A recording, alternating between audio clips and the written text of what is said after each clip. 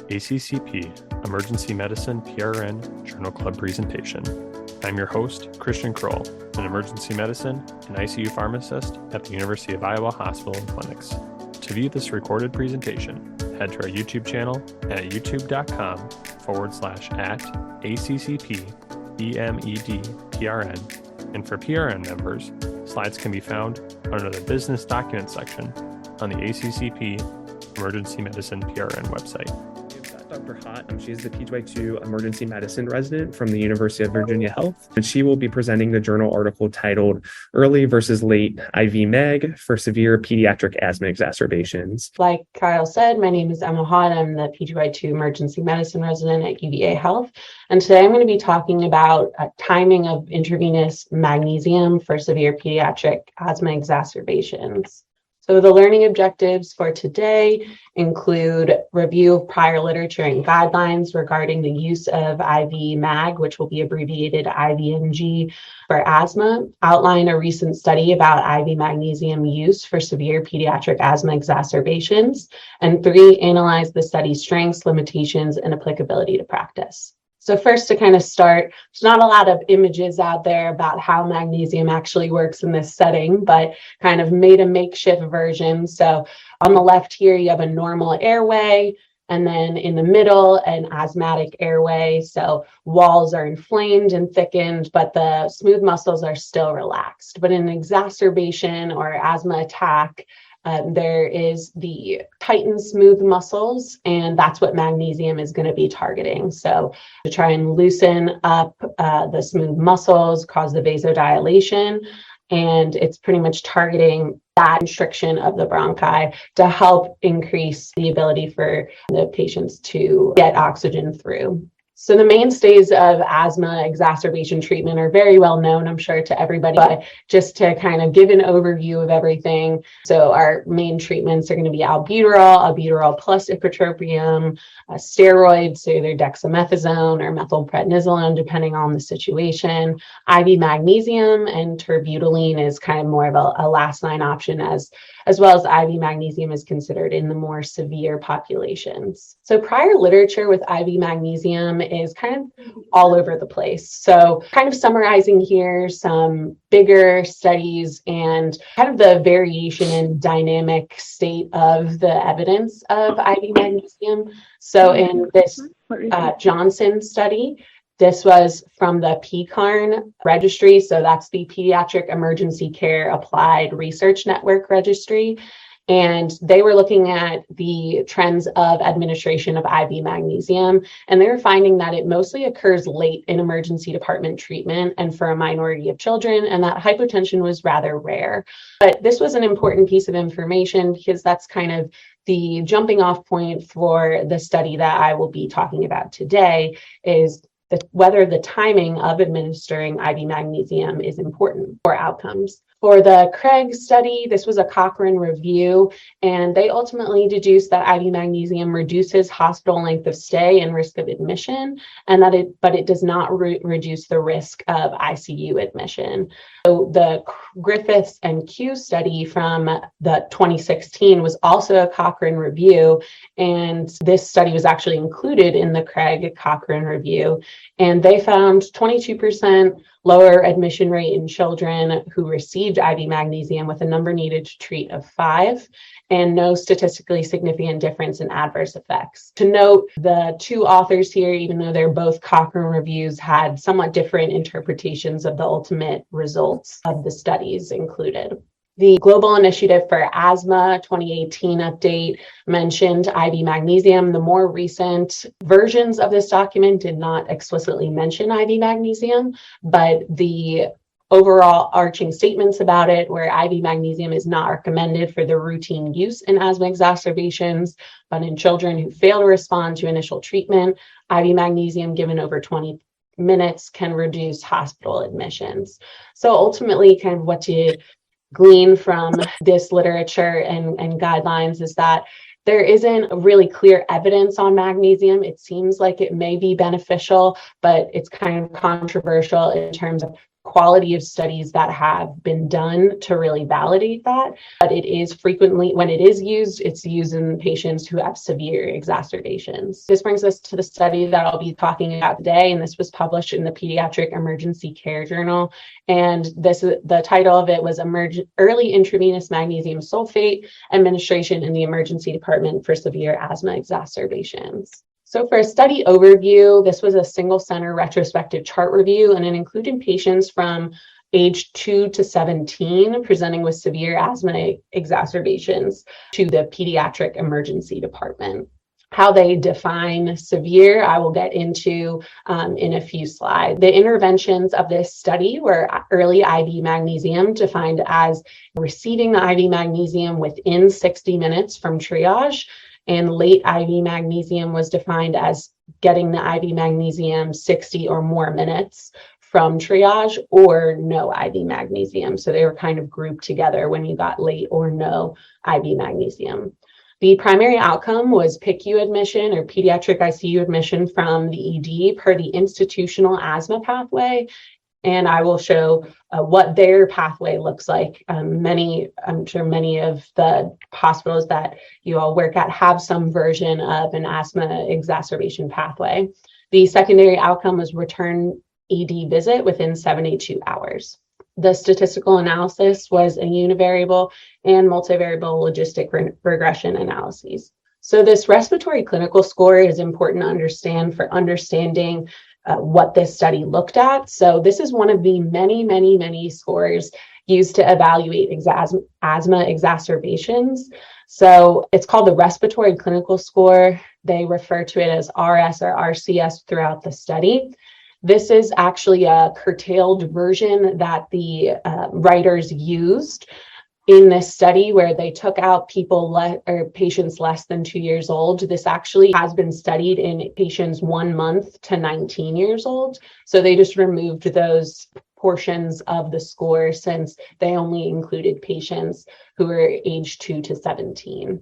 So basically you can get 1 to 4 points should be considered a mild exacerbation, 5 to 8 to be considered moderate, and 9 to 12 to be considered severe. And you just kind of go across each one of these respiratory rate, retractions, dyspnea, and wheezing to evaluate what points your patient gets at each portion to figure out what their respiratory clinical score is. This score, when it was studied, was found to have really similar interperson similarity, so that a lot of people who did this, whether this was MDs, nurses, whoever it may be, were getting the same results when they did it. So that was kind of their compelling reason for using this score versus some of the others that other people may have heard of or your institution may use, like the PRAM score, the CAS, the PIS. There are so many. I think there was 37 in one study I looked at. So for the institutional ED asthma management, this is the institutional guideline that the authors used. So it's a bit of a cut down version because it was a little hard to read and follow in the supplementary index. So there is usually a portion here for the mild patients, so the RCS 1 to 4. So focusing really on the RCS 5 to 8 and the RCS 9 to 10, so moderate and severe. You can move at any one of these time points between different RCS categories and until you get to this final portion. So it's kind of 4 phases of care, and you can move between mild, moderate, severe at any point. So really focusing on this RCS 9 to 10, those patients would get albuterol and ×2 and ipratropium, as well as methylprednisolone, and IV magnesium 50 milligrams per kilogram with a max of 2 grams. And from that point, they would continue to get albuterol and ipratropium if they remained in the RCS 9 to 12, all the way down to continuous albuterol, and that would be an admission to the PICU. So if you end up in this RCS 9 to 12 category at the last phase, you're admitted to the PICU.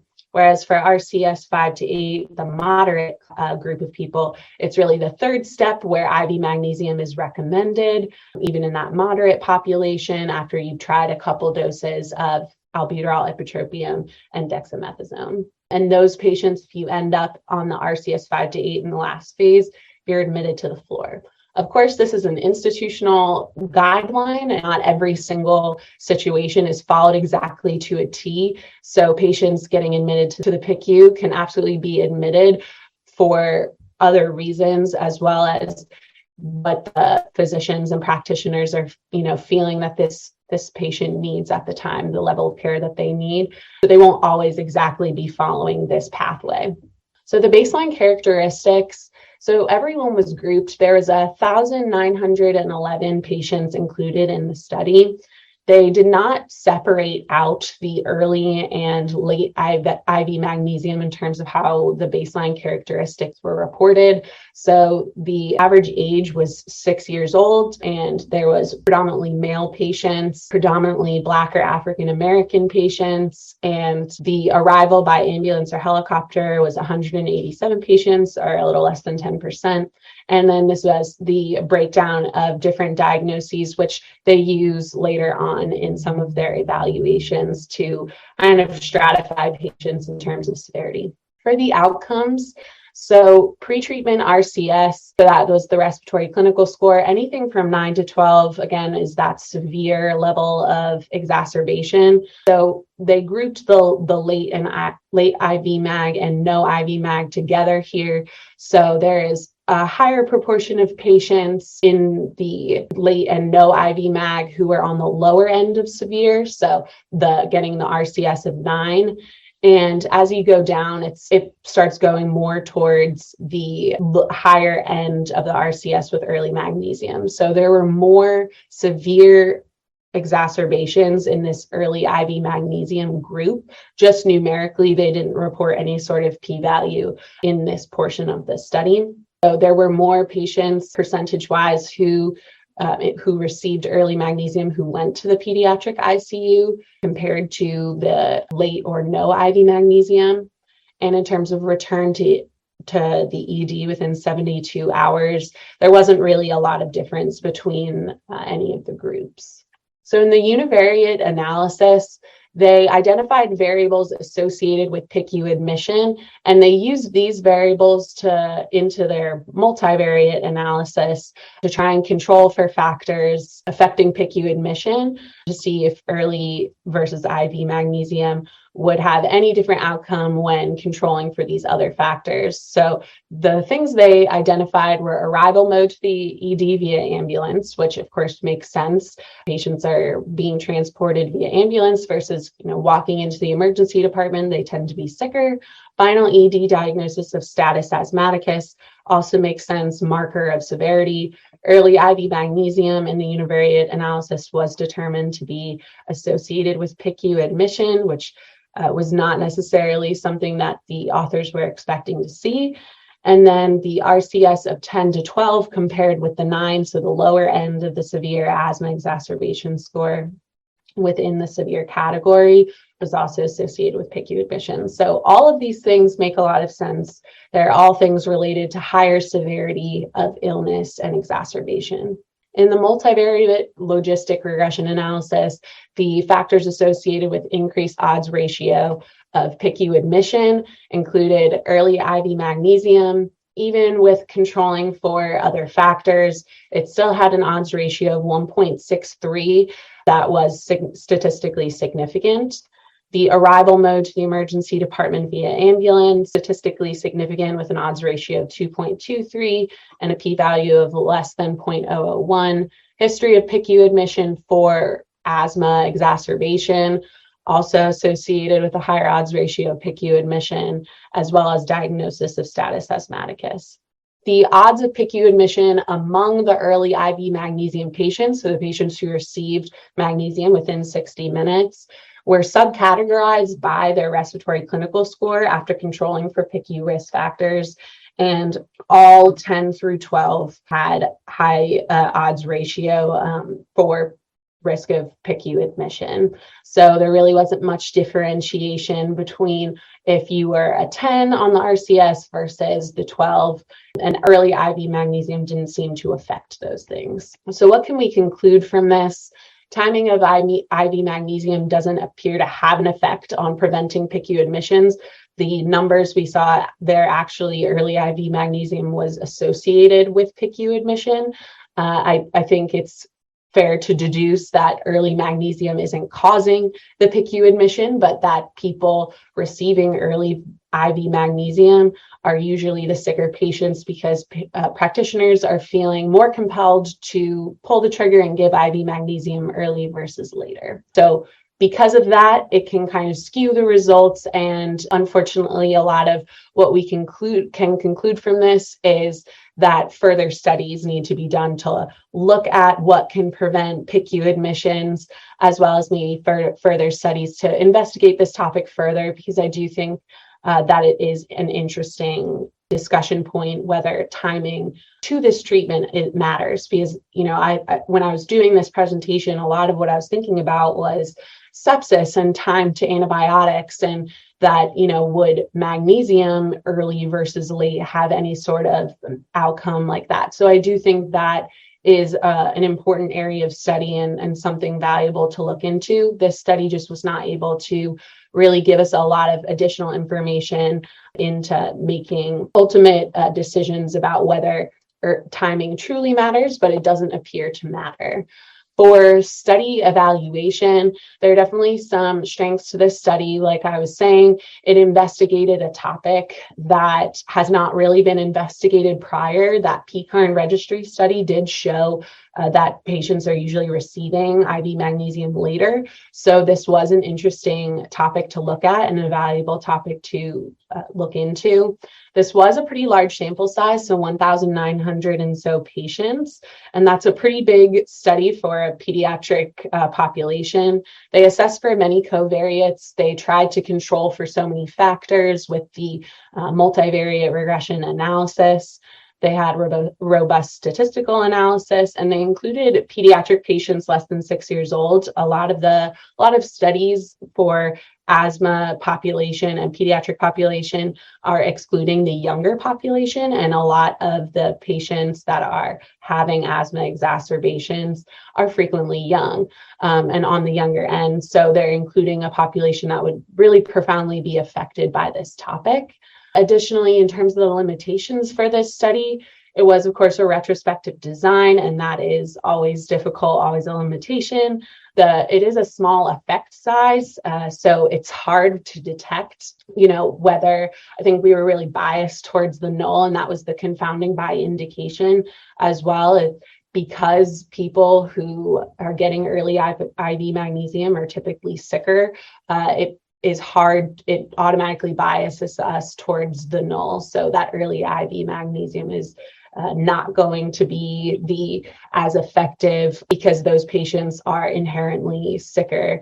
And it is really hard to kind of parse out what is affecting a patient's ultimate outcome when they're getting many different treatments at once. They're getting albuterol and ipratropium and possibly fluids and different management at once. And so it's difficult to determine magnesium's effect separate from those things. The use of the respiratory clinical score versus other asthma exacerbations, I did mention that RCS score, when they had studied it, was validated, but it did kind of main pull was that it had inner practitioner standardization, so people were getting a lot of the same results. But there's another study that actually evaluated a bunch of the different asthma scores, and the RCS was on the lower end of validity and reliability in terms of it being able to determine who is severe, who is moderate, who is mild. So it seems like there might be alternate scores that would be a little bit better, like the ones I mentioned, the PRAM and the PIS, and a couple different ones that I've seen in a couple other studies that seemed a little bit more compelling and had higher validity. Additionally, there was no measure of concordance with the institutional algorithm. While that is to be expected, that it's not always, that practitioners are not always going to follow everything to a T, it would be interesting to know how many of these PICU admissions were following the recommendation of the institutional algorithm and ultimately leading to that PICU admission versus kind of whatever the practitioner feels is best in that moment, as well as kind of one of the portions of the institutional algorithm was getting to the point of continuous albuterol, and it would be interesting to know how many, if IV magnesium had any help in preventing patients from getting to the point of needing continuous IV magnesium. And I think that would also be a marker of whether they really followed the institutional algorithm as well. So future directions, this was actually, while I was looking and doing research into this topic, this clinical trial came up. It's called the Timely Intravenous Magnesium for Asthma in Children, the IMPACT ED study. And it looks like they are actively recruiting and actively posting updates. It's interesting. They are including patients that are within 60 minutes. They have to receive IV magnesium within 60 minutes. So kind of similar concept to this study in terms of what's defined as early IV magnesium, but they're doing it from the time to first albuterol instead of the time from triage.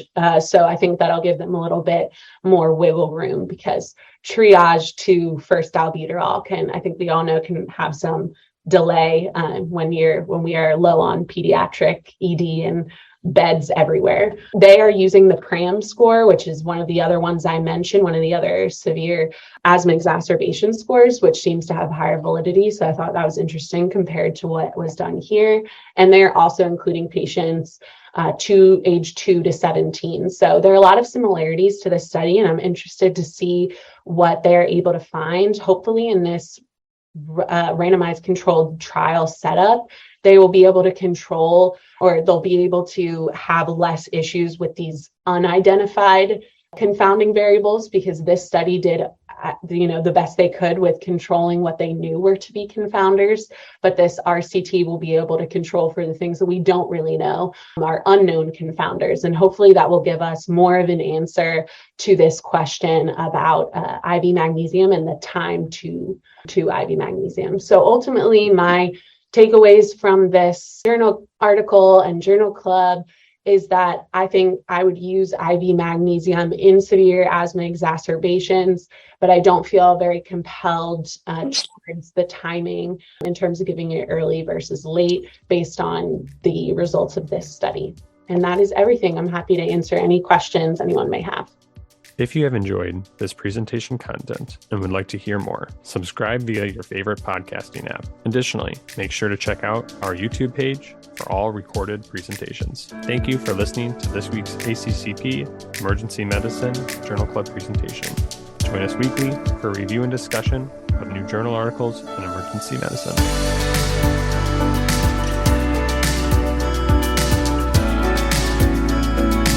This podcast provides general information only and does not offer individualized medical or professional healthcare services, including pharmaceutical advice. The contents and materials in the podcast are not intended to be a substitute for inpatient pharmaceutical advice, diagnosis, or treatment.